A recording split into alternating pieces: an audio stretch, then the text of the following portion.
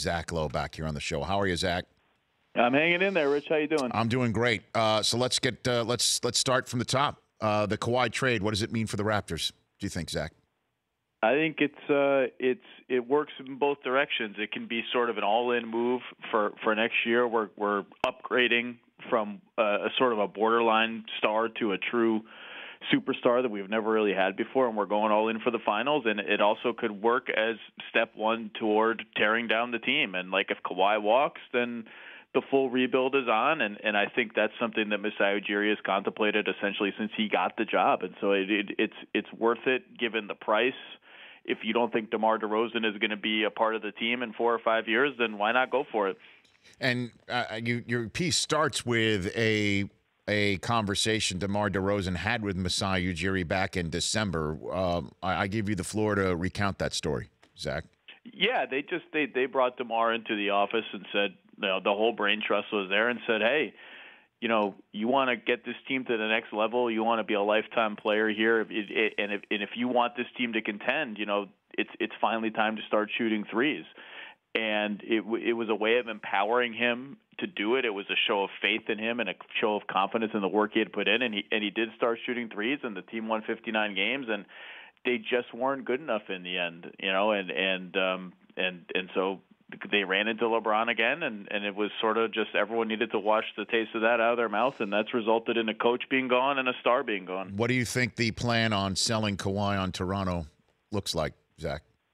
Well, Masai is a very charismatic guy who connects well with players, and I think he'll be the lead salesman. And I think the plan is simple. It's like, look, you got to play. Like, you're a superstar player. You don't have a lot of chances to compete. You only have 15 years in the NBA period. You can compete to make the finals here. This is a great city.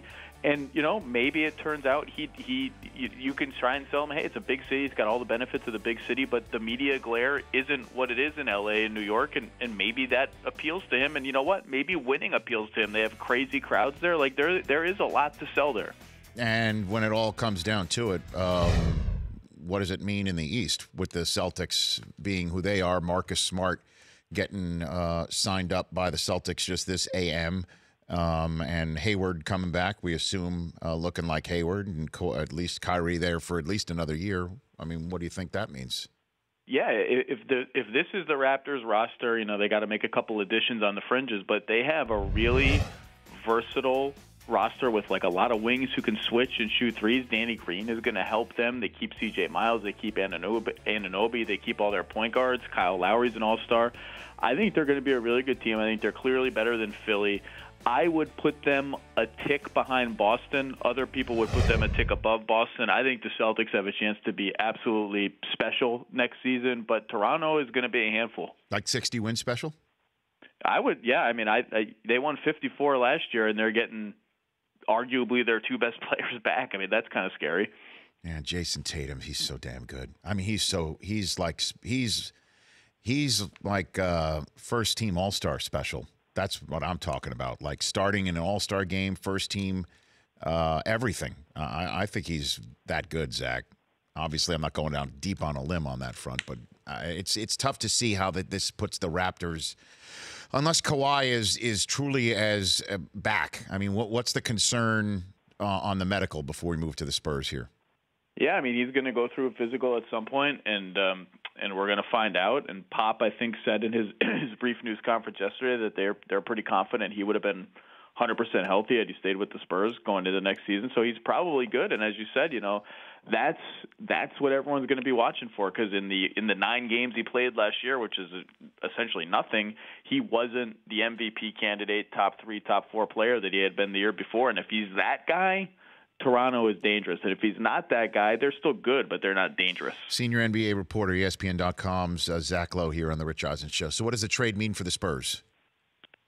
I think it means that they're pretty good, just like they were last year. And I'm not sure what their path to ever being great again is, but I don't, that path was Kawhi Leonard being a top 3 player and carrying the team into the next era. And DeMar, as good as he is a step down from that. They'll be competitive because that's what the Spurs do, but they clearly made a choice here. We are not rebuilding. We are not going all in and getting 4 picks from Boston, and maybe even a couple of really good ones that could help us 5-6 years from now and really lay the foundation for what we hope is the next Spurs team. We're going to try and stay relevant.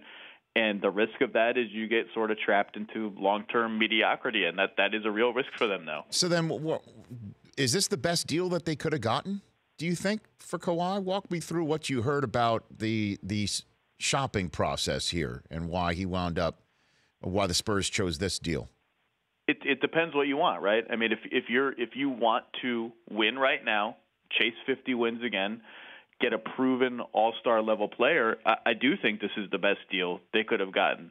That's not the kind of deal I would have made. I would have gone the other way and said, okay, it's time now to transition. It's time to trade LaMarcus.